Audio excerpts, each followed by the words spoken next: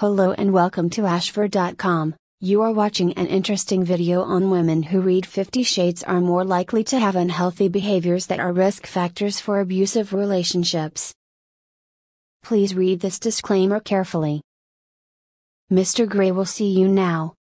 Just these words are likely to send many women into a frenzy. The 50 Shades novels by British author E.L. James have been a global phenomenon, selling more than 100 million copies worldwide.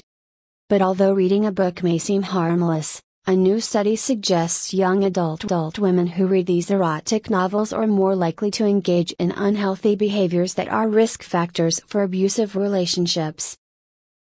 Women who read 50 Shades are more likely to have unhealthy behaviors that are risk factors for abusive relationships, according to new research. For those of you who are unfamiliar with 50 Shades, the story revolves around the sexual endeavors of two characters, Anastasia Steele and Christian Grey. In the first of the series, 50 Shades of Grey, Steele, a literature student described as unworldly and innocent, meets Grey, a man who is charming, intelligent, but who has a dark, controlling side. They then embark in a daring, passionately physical affair, or as lead study author Amy Bonamy of Michigan State University deems it, an abusive relationship. This continues throughout the subsequent two novels, 50 Shades Darker and 50 Shades Freed. According to the researchers, the erotic series depicts pervasive violence against women, perpetuating a broader social narrative that normalizes these types of risks and behaviors in women's lives. Is there a relationship between reading these books and unhealthy behaviors in real life? Bonamy and colleagues from The Ohio State University wanted to find out. 50 Shades fans more likely to binge drink, have abusive partners and eating disorders. For their study, recently published in the Journal of Women's Health, the team analyzed 655 women between the ages of 18 and 24, a time in women's lives when they are most likely to explore greater sexual intimacy in relationships, according to Bonamy.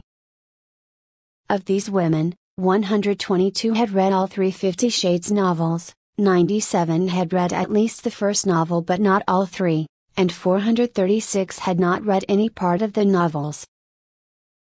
The team found that, compared with women who had not read any of the books, the women who had read the first novel were 25% more likely to have a partner who verbally abused them, 34% more likely to have a partner who showed stalking tendencies, and 75% more likely to have starved themselves for more than 24 hours or to have used dieting aids. Furthermore, women who had read all three books were 65% more likely to engage in binge drinking, defined as drinking 5 or more drinks in one sitting on 6 days or more every month, and were 63% more likely to have had 5 or more sexual partners in their lifetime, compared with those who had not read any of the books. Bonamy admits that one limitation of this study is that they were not able to determine whether these behaviors were already pre-existing among the women. But she says that even if they were, reading the books may still pose problems. She explains if women experienced adverse health behaviors such as disordered eating first, reading 50 Shades might reaffirm those experiences and potentially aggravate related trauma.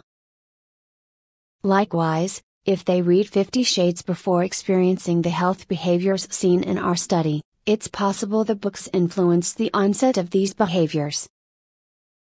Unhealthy behaviors risk factors for abusive relationships. Bonamy notes that she is not recommending that the book should be banned, nor is she trying to dictate what books women should or should not read. But she says it is important that women understand that the unhealthy behaviors linked to reading 50 Shades demonstrated in the study are risk factors for engaging in violent relationships.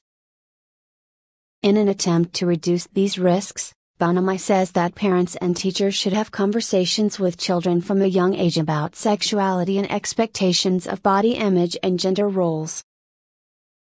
In addition, she believes children and young adults should be taught to be critical when it comes to watching movies, reading books or consuming other media that demonstrates violence. We recognize that the depiction of violence against women in and of itself is not problematic, especially if the depiction attempts to shed serious light on the problem, Bonamy adds. The problem comes when the depiction reinforces the acceptance of the status quo, rather than challenging it.